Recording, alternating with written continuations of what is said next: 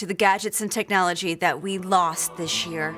Sometimes tech just gets outdated and phased out over time, and sometimes it is just a hot mess failure that should have never been launched in the first place. In either case, here's our memorial to the tech that died in 2018. Let's start with Yahoo Messenger, which met its end in July at the hands of its new owner Verizon. Don't forget, Verizon not only acquired Yahoo, but it also bought AOL a few years ago. That means Verizon killed both Yahoo Messenger and AOL Instant Messenger, so Verizon basically killed my online childhood. But in Verizon's quest to be a new hip media company, it made this new video app called Go90, which totally failed and shut down in July. Verizon reportedly poured $1.2 billion to make Go90 a destination for the Snapchat generation, a place to find original web series and sports and network shows, but it was overhyped with a dumb name. Go90 has gone to the app graveyard.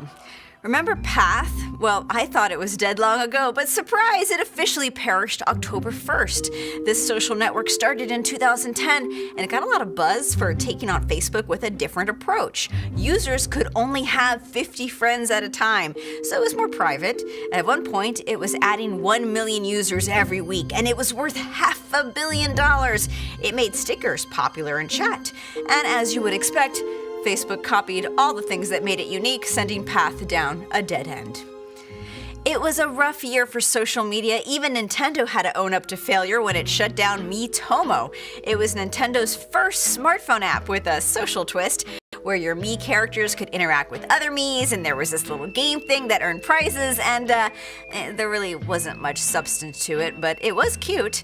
It had a big launch in 2016 with more than 10 million people signing up in the first month. But when the charm faded, Miitomo had to be put in the Mii tomb. There's no mourning the next one on the list, Clout. It was a service that ranked you for how much influence you had on social media, but the ranking system was completely meaningless, not to mention tacky. Too bad it took 10 years for the service to finally admit it didn't have enough clout to keep going. But here's one that will break your heart. Curry, the home robot, has gone kaput. You may remember this little fella from CES 2017. Made by Mayfield Robotics, a division of Bosch, it was supposed to be this little smart assistant, like an Amazon Echo speaker with a cute face, and it wiggled around your floor, and it promised to be a security camera that maps your house, and you could tell your dog to get off the couch when you weren't home. But is an Amazon Echo on wheels worth $700? No, it is not. Also in the smart home category, Target couldn't make Fetch happen. It halted a line of products that would have automatically ordered refills for you. The program was called Fetch. There was a smart soap dispenser and a smart toilet paper roll holder springy thing. Target conducted a limited beta test of these Bluetooth-connected household goods as a way to challenge Amazon, but Target announced in August that the program was no more. Some deaths don't get much attention because the world just moves on with new technology demands. Apple stopped making airport routers, the iPhone X, the iPhone SE, and the iPhone 6s. Amazon stopped offering customers free storage to hold all their music MP3s. GoPro said it's getting out of the drone business and stopped making Karma. And Snapchat is still around, but it stopped offering a way to send money to friends with Snap Cash.